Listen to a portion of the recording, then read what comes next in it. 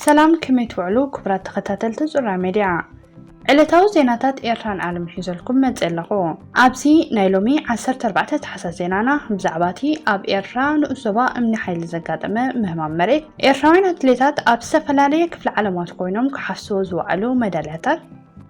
أسكيتو زغني حبرة أفريقيا ناب إيران إثيوبيان زمحلالفو ملختي اب أستراليا زقادمة قتلت 11 إسرائيلوان زوسدا مدقعتن كالن حيزلكم متزلقو كسامود أتا سابسكرايب لايك እንዳገበርኩም ክትከታተሉ ብክብሪ ዕደም ብፍላይ ጅምር ከተብሉ ላይክ ምግባር አይትረስዑ ሰናይ መከታተል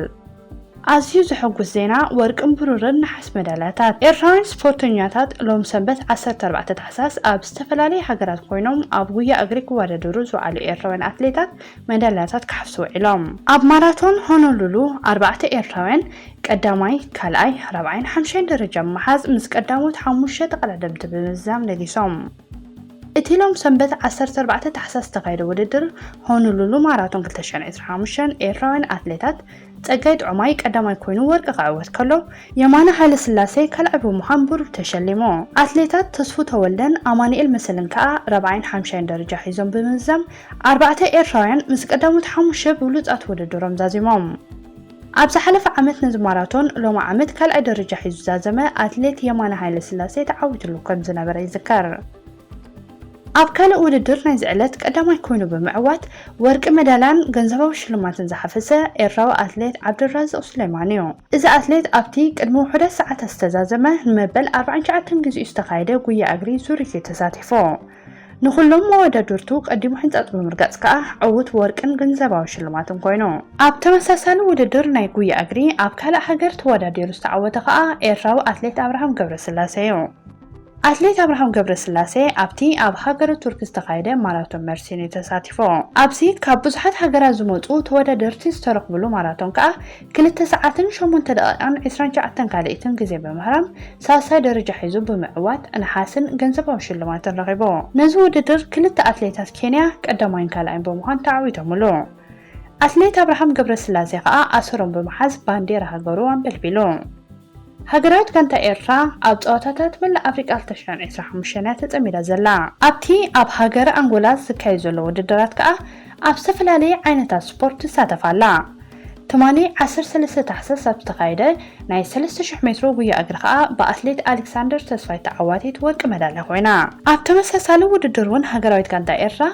ኣብ ናይ ደቂ ኣንስትዮ ውድድር በአትሌት ካናሪ ተክለማርያም 4ይ ደረጃ ሒዛ ዛዚማ ሃገራዊት ጋንታ ቅድም ብሽክሌታ ኤርትራውን ኣብ ናይ ዓርቢ ጸወታታት መላእ ኣፍሪቃ ተዓዋቲት ብሩርን ነሐስ መዳልያ ኮይና ምንባራ ይፍለጥ ሲራክ በረኸት ተዓዋቲ ብሩር መዳልያ ክኾን ከሎ ኣብ ናይ ደቂ ኣንስትዮ ከዓ ኤልያና ተክለማርያም ተዓዋቲት ነሐስ መዳልያ ብምዃኖም ደሚቖም ኣብ ኤርትራ ንኡሶባ እምኒ ሓይሊ ምህማም መሬት ኣጋጢሙ ኣብ ዓዲ ሸሎሙን ንኡሶባ እምኒ ሓይሊ ነታዒት ተባሂሉ ዝፍለጥ ከባቢ ኣብ 13 ሄክታር ኣብ ዝግመት መሬት ምህማም ከም ዘጋጠመ ተሓቢሩ እቲ ዝሃመመ መሬት ዝፈጠሮ ክፍተት ክሳብ 10 ሜትሮ ቁመትን 2 ሜትሮን 40 ስፍሓት ከም ዝበፅሐን ካብ ግዜ ናብ ግዜ ይውስኽ ከም ዘሎን ካብቲ ቦታ ዝተረኸበ ሓበሬታ የነፅር ብሰለስተ ታሕሳስ ብደረጃ ዞባ ዝተጠርነፈት ናይ መጽናዕቲ ጉጅለ ናብቲ ቦታ ብምኻድ ዘድሊ ዳህሳስን ናይ ስነዳ መስርሕን ከም ዘካየደት ብተወሳኺ ብትሽዓተ ታሕሳስ ብኣማሓዳሪ ዞባ ደቡብ ዝተመርሑ ክኢላታት ስነ ምድርን ስነ ጥንትን ኣብቲ ከባቢ ብምብፃሕ ዘድሊ ሓበሬታ ከም ዝኣከቡ ተፈሊጡ ኣማሓዳሪ ዞባ ደቡብ ኣቶ ሃብተኣብ ተስፋጽዮን እቲ ኣብቲ ከባቢ ተኸሲቱ ዘሎ ኩነታት ኣብ ሰብን ጥሪትን ሓደጋ ከውርድ ስለ ዝኽእል ንድሕነት ነበርቲ ከባቢ ዓዲ ሓላፍነት ክወስደሉን ሓይሊ ዕማም ብምቋም ውሕስነቱ ዝተረጋገፀ መገዲ ክፅረግን ተላብዩ ኣብ ኮሌጅ ስነ ፍልጠት ማይነፍሒ መምሃራን ስነ ምድሪ ዶክተር ተወልደ ወልደ ኪዳንን ዶክተር ገብሻፍቱን ኣብ ዝሃበው ሓበሬታ እተርእዮ ብስነ ፍልጠታዊ ዓይኒ ክረአ እንከሎ ባህርያዊ ከም ዝኾነ ብምጥቃስ ነበርቲ ኣድላይ ጥንቃቐታት ከዘውትሩ ምዒዶም ኣብ ኮሚሽን ባህልን ስፖርትን ሓላፊ ጨንፈር ምርምር ስነ ጥንታዊ ውርሻ ዶክተር ጸጋይ መንዲን በወገኑ ሕብረተሰብ ኣብ ከባቢኡ ንዝሪኦ ኩነታት ብዝቐልጠፈ ናብ ዝምልከቶ ኣካል ክሕብር ከም ዘለዎ ብምዝኽኻር ነበርቲ ነዚ ተረዲኦም ብእዋኑ ዝሃቦ ሓበሬታ ምስኪኑ ኣማሓዳሪ መምሕዳር ከባቢ ዓዲ ሸሎሙን ኣቶ ባይሩ ተኽለ ከምኡውን ኣነባበርቲ ናይቲ ዓዲ ኣቶ ተኽለ ሰመራኣብን ምሑር ገብረሃንስን በወገኖም እቲ ምህማም መሬት ኣጋጢሙሉ ዘሎ ከባቢ ሕርሻዊ ንጥፈታት ኣብ ዝካየደሉ መሬት ዓድን ኣገዳሲ መስመርን ብምዃኑ ብምሕባር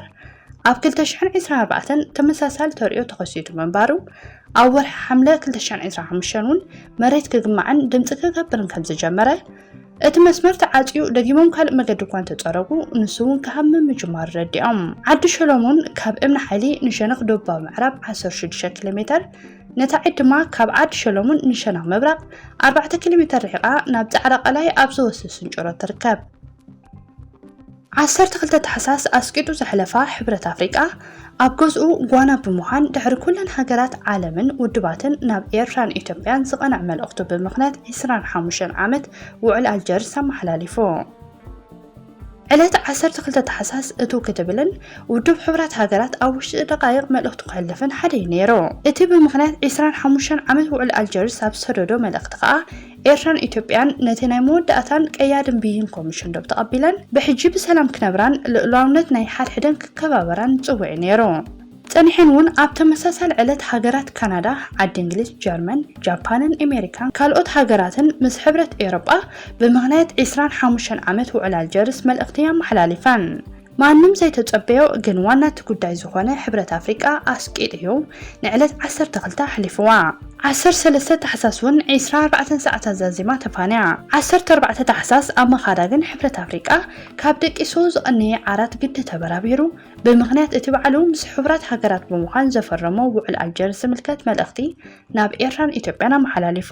ዋላ መጠጥ ኢሉ ይደንግ ግን ነቲ ዝበዝሓ ዓበይቲ ሃገራትን ውድብ ሕብራትን ዘሕለፎ ስምምዕ ኣልጀርስ ይተግበርን ይከበርን ዝብል መልእኽቲ ደጊሙ ካብቲ ኣገራሚ ነገር ናይ ዝውድብ ግን ኣብ ኣውስትራልያ ንዘጋጠመ ግብረ ሽበራዊ መጥቃዕቲ ኣብ ልዕሊ እስራኤላውያን ዜጋታት ቅድሚ ሰብዩ ኮኒኑ ኣብቲ ኣብ ሲድኒ ኣውስትራልያ ዝተኸፍተ መጥቃዕቲ ክሳብ ሕጂ 11 ሰባት ህይወቶም ከም ዝሓለፈ ዝተረፉ ከዓ ከቢድን ፎኪሶም መቑሰልቲ ከም ዝበፅሖም ዝግለጽ ዘሎ ነቲ ግብረ ሽበራዊ መጥቃዕቲ ዘካየዱ ውልቀ ሰባት ክልተ ኮይኖም እቲ ሓደ ብኡንብኡ ክመውት እንከሎ እቲ ሓደ ግን ድሕሪ ምቑሳሉ ኣብ ትሕቲ ቁፅፅር ከም ዝወዓለ ይሕበር ኣሎ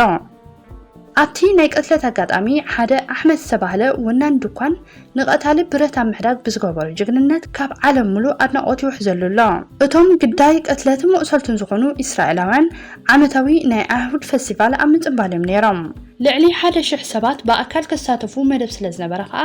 እቶም ነቲ ቅትለት ዝፈጸሙ ምስ ተሓባበርቶም ብምዃን ካልእ ተፈንጃሪ ብረታት ኣዳልዮም ምጽንሖም ፖሊስ ኣብ ዝገበሮ ተፍትሽ ክፍለጥ ተኻኢሉ ክቡራት ተኸታተልተይ ናይ ሎብ መደብና ነዚ ይመስል ብዘቕረብ ኩልኩም ትሕዝቶ ዓጊብኩም ክትኮኑ ተስፋ ይገብር እዛ ቻነል ንምዕባያ ግን ሳብስክራይብ ላይክን ክትገብሩለይ ደጊመ መሕፀነኩም ኣብ ዝቕፅል መደባት ብሰላም ይራኽበና ሰሰናዩ